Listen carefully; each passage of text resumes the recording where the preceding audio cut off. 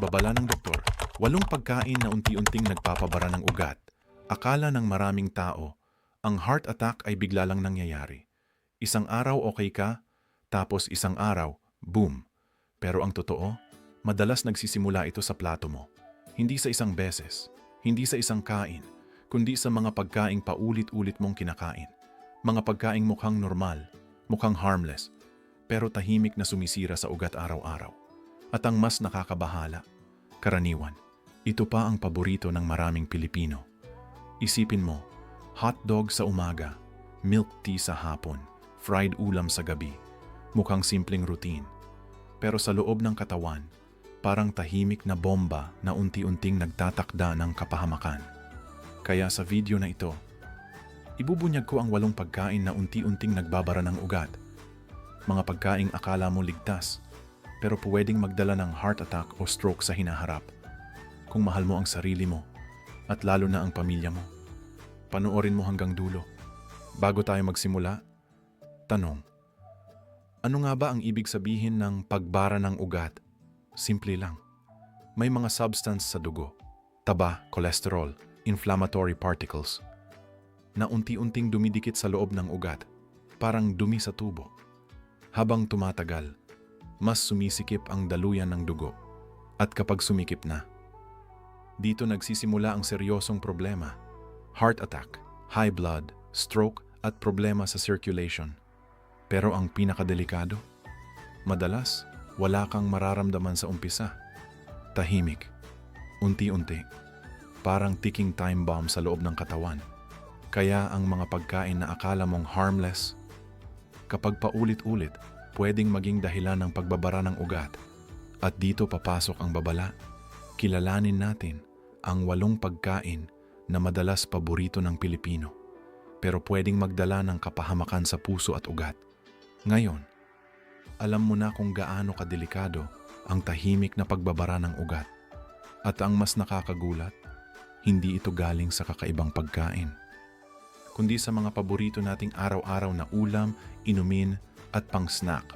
Mga pagkaing akala mo ligtas, pero unti-unting naglalagay ng pasanin sa puso at ugat. Kaya simulan na natin ang listahan. Pagkain number 8, processed meats. Akala mo simpleng hotdog lang, pero sa loob ng katawan, parang mantika na dumikit sa tubo. Alam kong marami ang mahilig dito. Hotdog, ham, longganisa, at bacon. Mukhang simpleng pagkain lang, parang comfort food ng Pinoy. Pero ito ang problema. Ang processed meats ay kadalasang may mataas na saturated fat na maaaring magdulot ng mga problema sa puso, mataas na sodium na nagpapataas ng presyo ng dugo, at preservatives gaya ng nitrates na nag-trigger ng inflammation at iba pang kondisyon sa kalusugan. At kapag pinagsama-sama ang mga ito, mas mabilis ang plaque buildup sa ugat, karaniwang bitag ng maraming Pilipino. Pang-almusal lang naman o pang-snack lang sa merienda. Pero tandaan ito, hindi dami ang kalaban, kundi dalas. Kahit maliit na serving, kung araw-araw, parang unti-unting nag-iipon ng bara sa ugat. Isipin mo ganito, parang naglalagay ka ng manipis na patong ng mantika sa kawali araw-araw. Hindi mo agad kita, pero habang tumatagal, kumakapal. Ganyan din ang epekto sa ugat. Hindi ko sinasabi na totally bawal. Pero kung dati araw-araw, gawing paminsan-minsan lang. Kung dati 3 piraso ng hotdog, subukan 1 lang, tapos dagdagan ng gulay o prutas. Mas maganda kung palitan ng mas natural na protina, tulad ng isda, manok na hindi processed, at tokwa o munggo. Kapamilya, tandaan, ang ugat natin parang tubo ng bahay. Kung lagi mong pinapadaluyan ng mantika at alat, unti-unting bumabara ito, sanhi ng masamang sustansya na nagdudulot ng problema sa kalusugan. Kapag bumara, buhay ang nakataya, dahil ang bawat pagbara ay maaaring magdulot ng malubhang kondisyon sa puso at katawan. Mga ka-GK, mahilig ka ba sa hotdogs at longganisa? Mag-comment ng 1 at 0 kung hindi. I-type mo na rin kung saan ka nanonood. Kaya kung mahal mo ang pamilya mo, mahalin mo rin ang ugat mo. Bawasan ang processed meats at piliin ang mas sariwa, mas natural na pagkain. At hintayin mo ang pagkain number 4. Ito ang madalas kinakain ng mga taong akala ay healthy ang choice nila. Pagkain number 7. Deep fried foods. Crispy sa labas. Pero sa loob ng katawan, parang chemical na unti-unting sumisira sa ugat. Halimbawa, crispy, malasa, comfort food, mukhang harmless, parang simpleng pampasaya ng araw. Pero heto ang problema. Ang paulit-ulit na mantika, lalo na yung reused oil, pwedeng maglabas ng harmful compounds na nakakasira sa ugat. Habang mas umiinit, habang mas nire-reuse, mas dumarami ang substances na pwedeng mag-trigger ng inflammation sa loob ng daluyan ng dugo. At ang mas nakakagulat, kahit gulay pa ang prinito, nagiging risk pa rin. Hindi lang pagkain ang issue, kundi kung paano ito niluto. Isipin mo ganito, parang kawali na paulit-ulit mong ginagamit. Sa simula, hindi mo agad makita ang dumi. Ngunit habang tumatagal, kumakapal ang residue at nagiging mahirap itong linisin. Ganyan din sa ugat. Unti-unting naiipon ang bara sa loob at kung hindi ito maaagapan, maaaring magdulot ito ng mas seryosong problema sa iyong kalusugan. At huwag kalimutan, ang mantika na paulit-ulit na pinapainit ay nagiging parang chemical soup na pumapasok sa katawan. Bagamat hindi agad ramdam ang masamang epekto nito, sa paglipas ng panahon, pwedeng magdulot ito ng hypertension at high cholesterol. Ang mga problemang ito ay maaaring magresulta sa mas malubhang kondisyon, kaya mahalagang maging maingat sa paggamit ng mantika sa pagluluto. Karaniwang bitag ng Pinoy, prito lang naman, minsan lang. Pero tandaan, kung araw-araw kang kumakain ng prito, manok, isda, turon, fries, unti-unti itong nagiging lifestyle risk. Hindi ko sinasabi na bawal, pero kung dati araw-araw gawing paminsan-minsan lang, mas maganda kung i-bake, i-steam or i-grill. Kapamilya, isipin mo, ang ugat natin parang tubo ng tubig. Kung lagi mong pinapadaluyan ng mantika, unti-unti itong bumabara. At kapag nagbara, hindi lang simpleng sira ng tubo, buhay ang nakataya. Kaya kung gusto mong manatiling malakas at makasama ang pamilya ng matagal, bawasan ang deep fried foods. Mas piliin ang lutong mas sariwa, mas natural, at mas magaan sa ugat. Pagkain number 6. Processed dairy products, creamy at matamis. Pero sa dugo, parang sugar plus cholesterol bomb. Akala healthy, akala good for the body, pero heto ang hindi napapansin ng marami. Hindi lahat ng dairy ay pare-pareho. Mga halimbawa, cheese spreads, processed cheese, at sweetened yogurt drinks. Mukhang harmless, mukhang pang-healthy lifestyle. Pero kadalasang mataas sa saturated fat at hidden sugars. At kapag pinagsama ang dalawang ito, cholesterol plus sugar nagdudulot ng stress sa ugat. Isang kombinasyon na pwedeng magpabilis ng plaque buildup, mag-trigger ng inflammation, magdagdag ng strain sa daluyan ng dugo. Hindi dairy ang kalaban, kundi ang processed version nito. Isipin mo, parang gatas na dati sariwa, pero dahil sa labis na proseso, naging dessert disguised as healthy. Oo, creamy at matamis, pero nagiging dagdag pasanin sa ugat. Ang mga sangkap nito ay maaaring magdulot ng hindi ka nais-nais na epekto, na nagdudulot ng kasiyahan ngunit nag-uubos ng halaga sa ating mga ugat. At huwag kalimutan, ang hidden sugar sa mga yogurt drinks ay pwedeng kasing taas ng soft drinks. Ang processed cheese spreads, kahit maliit na serving, mataas sa sodium at fat. Karaniwang bitag ng Pinoy, dairy naman, good for bones. Pero tandaan, kung processed na, hindi na siya ganun ka-healthy. Ang inaakala mong pampalakas ng buto, pwedeng maging dagdag para sa ugat.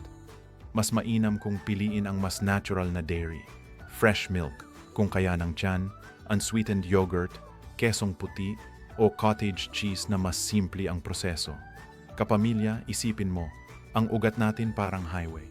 Kung lagi mong pinapadaluyan ng cholesterol at sugar combo, parang trapik na hindi gumagalaw.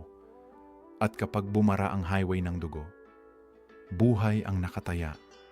Kaya kung gusto mong manatiling malakas at makasama ang pamilya ng matagal, piliin ang mas natural, mas simple, mas tunay na dairy.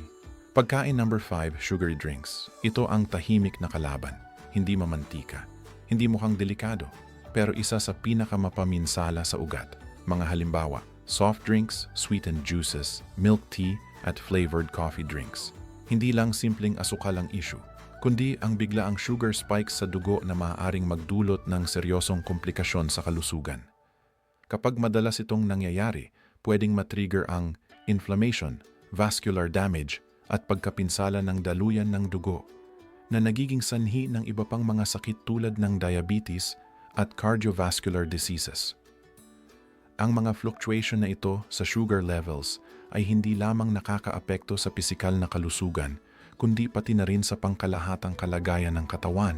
At heto ang madalas hindi alam ng marami: kahit hindi ka mataba, kahit payat ka, pwede kang maapektuhan dahil ang problema ay hindi timbang, kundi ang epekto ng sugar sa ugat.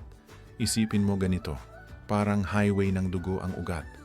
Kapag biglang dumating ang sobrang dami ng sugar, parang convoy ng sasakyan na sabay-sabay pumasok sa expressway nang hindi nag-aabala sa tamang pag-usad. Nagkakagulo, nagkakatrapik, nagkakaroon ng stress sa daluyan. Ito ay nagreresulta sa posibleng atake ng puso at iba pang komplikasyon. At kung araw-araw mong ginagawa, unti-unti itong nagiging chronic damage. Hindi mo agad ramdam, pero sa loob ng ilang taon, pwedeng magdulot ng diabetes, hypertension, at mas mabilis na pagbabara ng ugat. Karaniwang bitag ng Pinoy, isang baso lang naman ng soft drinks. Pero tandaan, kung araw-araw kahit maliit na baso, parang unti-unting naglalagay ng asukal na kumakapit sa ugat. Mas mainam kung piliin ang alternatibo: tubig, unsweetened tea, or fresh fruit-infused water. Kapamilya, tandaan, ang sugary drinks ay parang sweet poison. Masarap sa bibig, pero mabigat ang epekto sa ugat. Kung gusto mong manatiling malakas at makasama ang pamilya ng matagal, bawasan ang matatamis na inumin. Pagkain number 4, refined carbohydrates. Mga halimbawa, white bread, pastries, instant noodles. Mukhang simpleng pagkain lang. Parang walang masama kasi hindi naman matamis sa lasa. Pero isa ito sa pinakamapanlinlang sa listahang ito. Bakit? Dahil mabilis nitong pinapataas ang sugar sa dugo. At kapag paulit-ulit itong nangyayari, unti-unti nitong pinipinsala ang daluyan ng dugo. Simply chain reaction. Sugar spikes. Dulot ay blood vessel damage. Hindi mo man maramdaman agad, pero tuloy-tuloy ang epekto sa ugat. At heto ang madalas hindi napapansin. Kahit hindi matamis ang lasa, maaari pa rin itong magdulot ng sugar surge sa katawan. Isipin mo ganito, parang gasolina na biglang ibinuhos sa makina. Aandar, pero kung paulit-ulit, mabilis masisira ang parts. Ganyan din sa ugat, bigla ang taas ng sugar, bigla ang stress sa daluyan ng dugo. At huwag kalimutan, ang refined carbs ay kadalasang kulang sa fiber. Ibig sabihin, wala silang buffer para kontrolin ang bilis ng pagpasok ng sugar sa dugo. Karaniwang bitag ng Pinoy, tinapay lang naman pang almusal. Pancit canton lang, mabilis na ulam. Pero tandaan, kung araw-araw kahit maliit na serving, parang unti-unting naglalagay ng pressure sa ugat. Hindi agad kita, pero sa loob ng ilang taon, pwedeng magdulot ng diabetes, hypertension, at mas mabilis na pagbabara ng ugat. Mas mainam kung piliin ang alternatibo: whole wheat bread, brown rice, oatmeal, at root crops gaya ng kamote o saba. Kapamilya, isipin mo, ang ugat natin parang highway. Kung lagi mong pinapadaluyan ng refined carbs, parang traffic na paulit-ulit na bumabara. At kapag bumara ang highway ng dugo, buhay ang nakataya. Kaya kung gusto mong manatiling malakas at makasama ang pamilya ng matagal, bawasan ang refined carbs at piliin ang mas natural, mas buo, mas tunay na pagkain. Pagkain number 3, matatamis na dessert.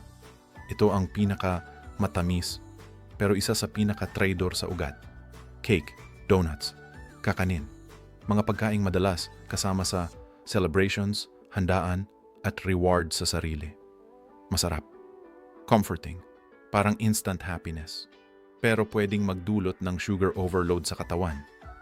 At kapag madalas itong nangyayari, silent vascular stress ang resulta. Unti-unting strain sa daluyan ng dugo nang hindi mo namamalayan.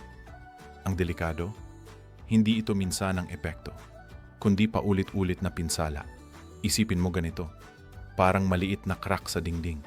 Hindi mo agad kita, pero araw-araw na tinatamaan, lumalaki ng lumalaki.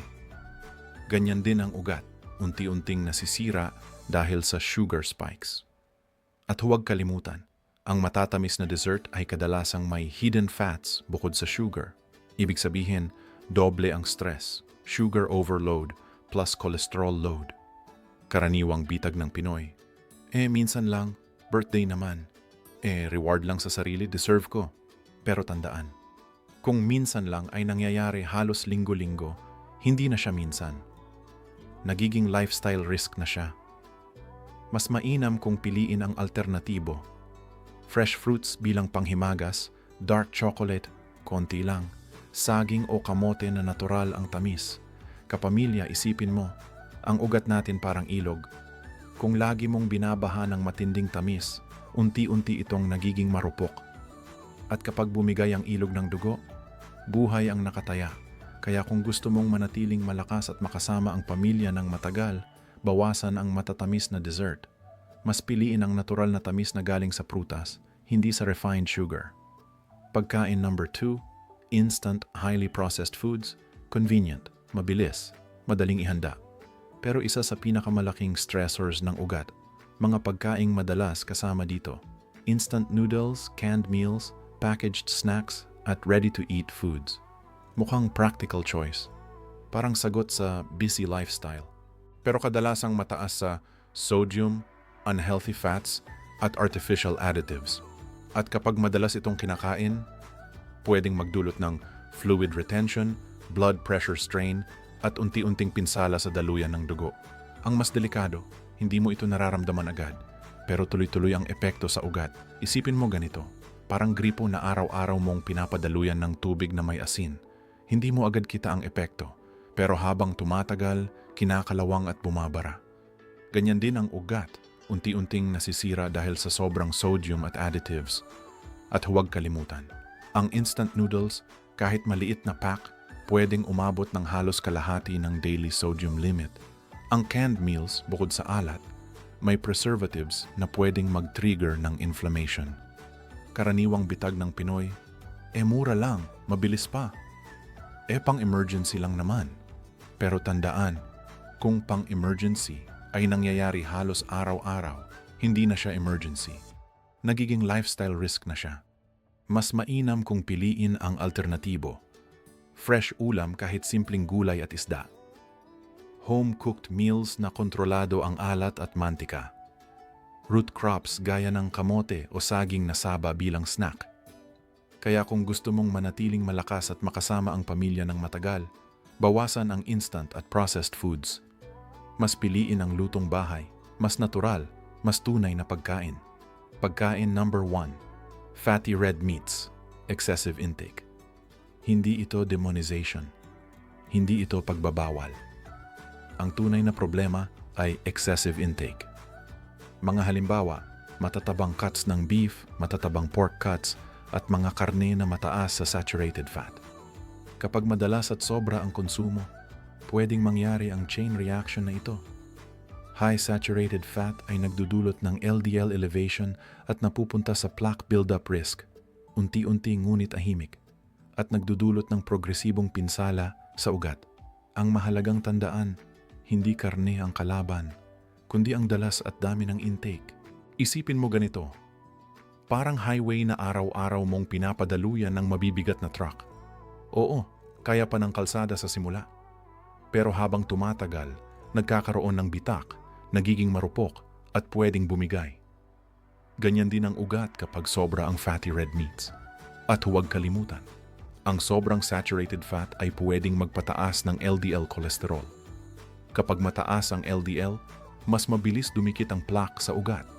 At kapag bumara ang ugat, pwedeng magdulot ng heart attack or stroke. Karaniwang bitag ng Pinoy, karne lang naman, pampalakas. Masarap lalo na pag may sabaw o inihaw. Pero tandaan, Kung araw-araw at sobra ang taba ng karne, hindi pampalakas ang epekto, pampabigat sa ugat. Mas mainam kung piliin ang alternatibo. Lean cuts ng beef o pork, chicken breast na walang balat, isda na may healthy omega-3 fats, or plant-based proteins gaya ng munggo, tokwa o beans. Kaya kung gusto mong manatiling malakas at makasama ang pamilya ng matagal, piliin ang mas lean, mas natural, mas magaan na protina. Hindi bawal ang karne, pero bawal ang sobra. Paano mo malalaman kung maaaring naaapektuhan na ang ugat mo? Madaling hingalin, madaling mapagod, pananakit ng dibdib, at madalas high blood. Pero tandaan, maraming kaso, walang babala. Ibig sabihin, kahit wala kang nararamdaman, pwedeng unti-unti nang may nangyayari sa loob ng katawan. Parang tubo ng bahay na mukhang maayos sa labas, pero sa loob pala may bara na. At kapag dumating ang sintomas, madalas huli na. Madalas advanced na ang pinsala. Kaya huwag mong hintayin na maramdaman mo pa bago kumilos. Prevensyon ang pinakamalakas na sandata. Isipin mo, kung araw-araw mong pinapabayaan ang ugat, parang nag-iipon ka ng utang na babayaran ng katawan mo balang araw. At ang bayad, pwedeng heart attack o stroke. Kapamilya, tandaan, ang ugat ay tahimik na nagtratrabaho para sa iyo 24/7. Kung hindi mo aalagaan, pwede itong bumigay ng walang pasabi. Kaya habang maaga, bantayan ang pagkain, bantayan ang lifestyle. Dahil mas mabuti ang maagap kaysa magsisi sa huli. Hindi ibig sabihin bawal na lahat. Hindi ito tungkol sa pag-alis ng lahat ng paborito mong pagkain. Ang golden rule, control, hindi eliminasyon. Simple strategies na pwedeng gawin agad. Portion awareness. Kung dati 3 piraso ng hotdog, subukan isa lang. Frequency reduction. Kung dati araw-araw, gawing paminsan-minsan lang. Balance with whole foods. Dagdag gulay, prutas, at whole grains para may shield ang ugat. Hydration. Tubig ang pinakamadaling pang-flush ng excess sodium at sugar. Movement. Kahit 20-30 minutes na lakad, malaking tulong para gumaan ang daluyan ng dugo. Kapamilya, tandaan, hindi kailangan ng drastic na pagbabago para protektahan ang ugat. Maliit na adjustments, kapag tuloy-tuloy, nagiging malaking proteksyon laban sa heart attack at stroke. Ang sikreto, hindi perfect diet, kundi consistent control. Ang heart attack, hindi karaniwang nagsisimula sa sakit. Nagsisimula ito sa routine, sa araw-araw, sa paulit-ulit, sa mga akala mong harmless na pagkain. Isipin mo, isang baso ng soft drinks, isang piraso ng cake, isang pack ng instant noodles, hindi mo agad ramdam. Pero sa loob ng ilang taon, unti-unti nitong binabago ang ugat mo. Tahimik, progresibo. At kapag bumigay, buhay ang nakataya. Kaya kapamilya, huwag mong hintayin na dumating ang sintomas bago kumilos. Ang tunay na laban ay nasa prevention. Ang tunay na proteksyon ay nasa awareness. Kung naging kapaki-pakinabang ang video na ito, tulungan mo ring maprotektahan ang iba. Like, share at mag-subscribe. Dahil minsan, ang simpleng kaalaman, nakakapagligtas ng buhay. At tandaan, ang bawat click mo, pwedeng maging dahilan para may isang pamilya na maiwasan ang